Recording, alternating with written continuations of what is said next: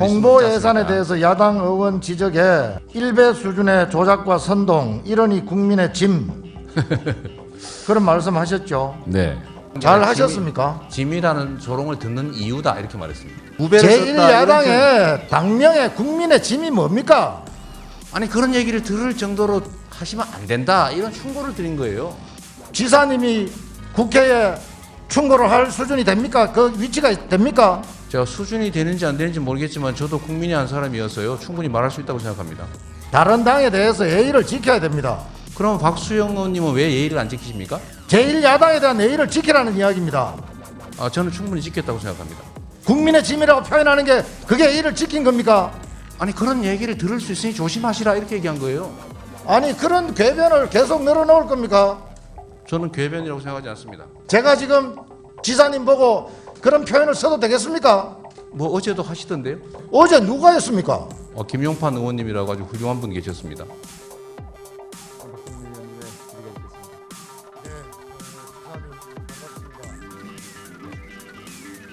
시종일관 여유로우시고 또 당당한 모습 역시 소문대로 이재명 지사답습니다. 감사합니다. 네. 국정감사 및 조사에 관한 법률 7조 2항에 의하면은 국가위임 사무나 또 국가로부터 보조금이나 예산을 지원받은 사업에 대해서 국정감사를 받도록 되어 있죠. 그렇습니다. 경기도는 재정 자립도가 몇 프로입니까? 재정 자립도 정확한 수치가 어떻게 되나요? 51%쯤 된다. 50% 정도 되고 국가로부터 지방교부세나 여러 가지 국가 예산을 지원받고 있죠. 지방 교부세는 국가가 지원한다기보다는 세원 배분 방식이죠.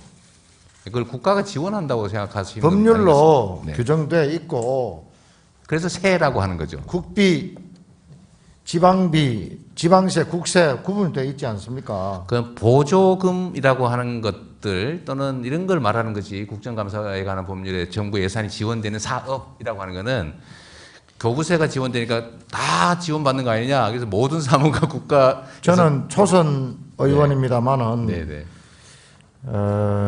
뭐 국정감사가 당연히 처음입니다. 네. 그런데 우리 지사님이 대국회에 대한 뭐 여유로움은 좋습니다만은 며칠 전에 뭐 무죄 받으셔서 그런지 거침이 없으시고 굉장히 도전적이라는 생각을 지울 수가 없습니다. 네. 홍보 예산에 대해서 좀 묻겠습니다. 어제도 뭐 다른 의원님들 질문을 드렸습니다만은 2016년도 남경필 지사 할 때보다 4년 뒤에 배 정도 예산이 늘었죠.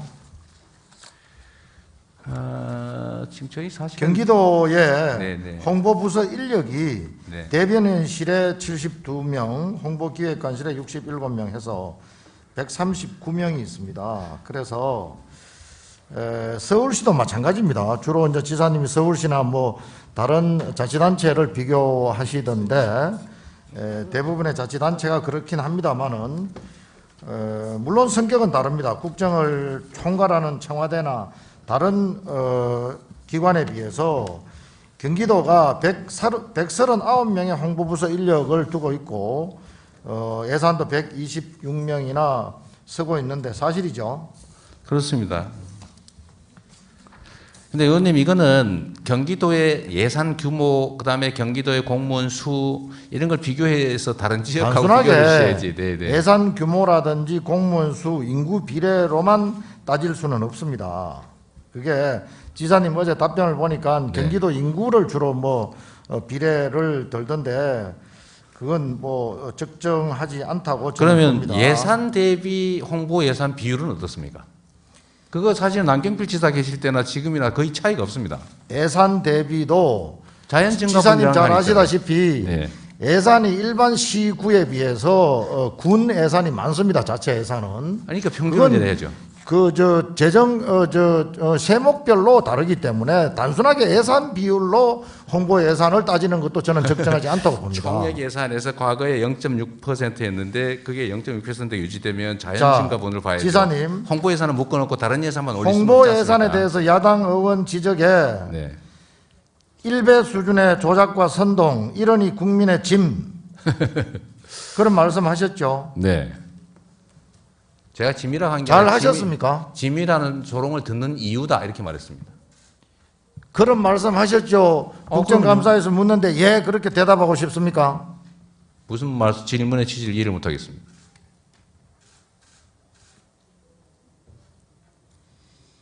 이재명 지사님의 그 발언에 대해서 네.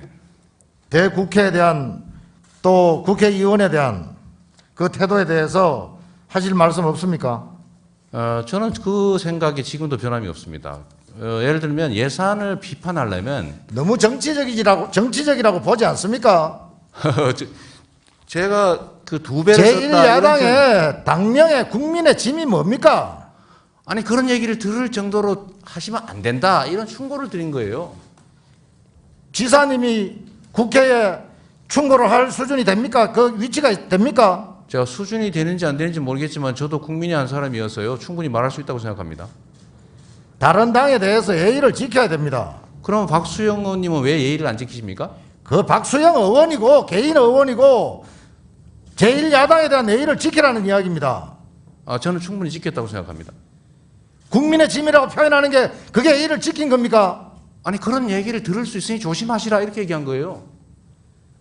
아니 그런 궤변을 계속 늘어놓을 겁니까?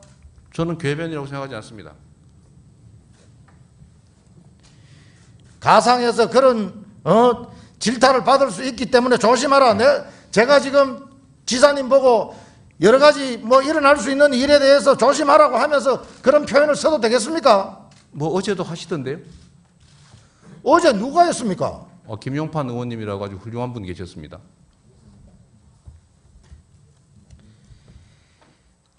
큰 일을 하실 분이고 큰 뜻을 가지신 분이라면은 전체 국민을 생각하고 자기가 소속된 특정 정당이나 특정인들만 지사님 생각하시면 안 됩니다. 저도 평소에 그러려고 노력합니다. 그런데 최소한 도정을 비판하시려면 합리적 근거를 가지고 해야지 남경필 지사께서 올려놓은 예산을 가지고 제가 올린 식으로 두 배를 썼다 이렇게 표현하시는 게 옳지 않지 않습니까? 2016년보다 2020년에 예산이 단순 비교로 보면 2배로 늘었습니다. 그래서 제가 그렇게 얘기했습니다. 그건 남경필 지사가 올리신 겁니다. 그렇게 표현하셔야지 당명을 가지고 국민의 짐이라고 그런 표현을 쓸 수 있습니까? 국민의 짐 진짜 안 되기를 바랍니다. 지사님 참 대단하시네. 예?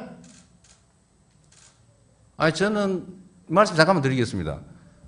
저는 민주주의 사회, 대의민주주의 사회에서 건전한 야당이 합리적으로 견제하고 충분하게 국민들의 지사님 우리도 여기 올 때는 생각합니다. 인신 공격이나 개인에 대한 어떤 질문은 되도록이면 상도하려고 노력하고 있는데 끝까지 국민의 짐이 안 되기를 바란다. 이게 피감기관의 기관장으로서 할 수 있는 이야기입니까? 저는 그 말씀을 의원님께서 왜 시작하셨는지 잘 모르겠습니다. 어제 지사님 그런 이야기를 하셨기 때문에 이야기한 거 아닙니까? 그 부분에 대해서 최소한의 해명이나 또 뭐 그런 부분에 대해서 하시는 말씀이 없는가를 질문 드리는 겁니다. 그래서 말씀드렸습니다.